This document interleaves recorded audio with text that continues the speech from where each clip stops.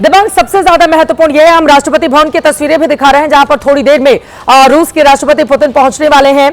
लेकिन पुतिन के साथ डेलीगेशन में रूस के 7 मंत्री भी शामिल हैं, जिनमें रक्षा मंत्री, वित्त मंत्री, कृषि मंत्री, आर्थिक विकास मंत्री, स्वास्थ्य मंत्री, जिन्होंने अपने अपने समकक्षों से दिल्ली में आकर मुलाकात की है। इसके अलावा डेलीगेशन में रशियन सेंट्रल बैंक के गवर्नर भी शामिल है और पुतिन के भारत आने से पहले रूस की 75 बड़ी कंपनियों के प्रमुख राजधानी दिल्ली पहुंच गए थे। दिबांग, इसका क्या मतलब है? देखिए, इसका मतलब है कि ये रिश्ते बहुत गहरे हैं, ये रिश्ते बहुत लंबे हैं और अगर आप समझें इन रिश्तों को तो एक बहुत बड़ा वाक़या जो हुआ वो 1971 में हुआ चित्रा, जब आप देखिए कि भारत और अमेरिका के बीच बहुत तनातनी थी और इंदिरा गांधी ने बाद में ज़रूर पहाड़ जैसी भूल की हों, लेकिन एक तरीके से उनका वो बहुत अच्छा काल था, स्वर्णिम काल उनका कहा जाता है, जब बांग्लादेश एक अलग बनाया उन्होंने तमाम अमेरिकी दबाव के बावजूद।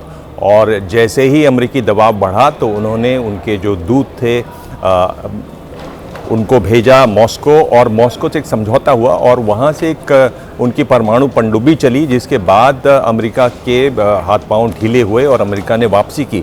वहाँ आपको याद दिला दें कि निक्सन राष्ट्रपति हुआ करते थे, उनके सलाहकार थे किसिंजर साहब, और उन्होंने पहले ही कह दिया था कि हमने ये ब्लफ किया है, लेकिन अगर भारत इस पर अड़ता है तो हमें मुश्किल होगी। और जब वो रूसी पनडुब्बी चली तो उसके बाद वो वापसी हुई, तो एक बहुत बड़ी एक जीत थी इंदिरा गांधी की, भारत की। एक बहुत बड़ी बात हुई कि पाकिस्तान के 2 हिस्से हुए, बांग्लादेश जो बना, तो उसमें रूस की जो भूमिका रही वो बहुत महत्वपूर्ण रही। एक ऐसी भूमिका रही जिसने 2 देशों में बहुत करीबी हमने रिश्ते देखे उसके बाद इन 2 देशों के बीच में, तो उसको याद करना बहुत यहाँ पे ज़रूरी हो जाता है एक तरीके से ये समझने के लिए कि हमारे रिश्ते कितने महत्वपूर्ण रहे। और दूसरी बात देखिए, जो ये रिश्तों का जो ये बातचीत का सिलसिला, जो सालाना बातचीत होती है, वो जब शुरू होती है तो 2000 में शुरू हुई।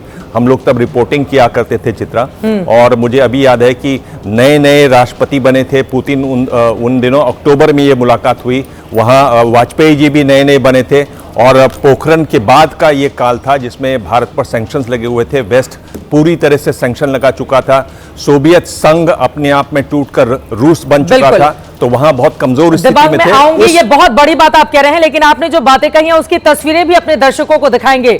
जब उस समय तत्कालीन प्रधानमंत्री अटल बिहारी वाजपेयी और उस समय के रूस के राष्ट्रपति व्लादिमीर पुतिन कुर्सी पर बैठे हुए हैं और अटल बिहारी वाजपेयी के ठीक पीछे नरेंद्र मोदी भी वहां पर खड़े हुए हैं, वो गुजरात के चीफ मिनिस्टर। वो तस्वीरें भी अपने आप में बहुत ज्यादा मायने रखती हैं।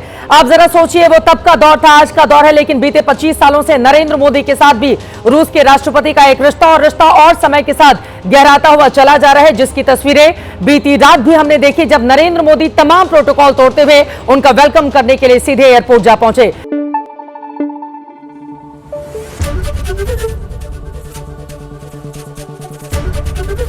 एबीपी न्यूज आपको रखे आगे।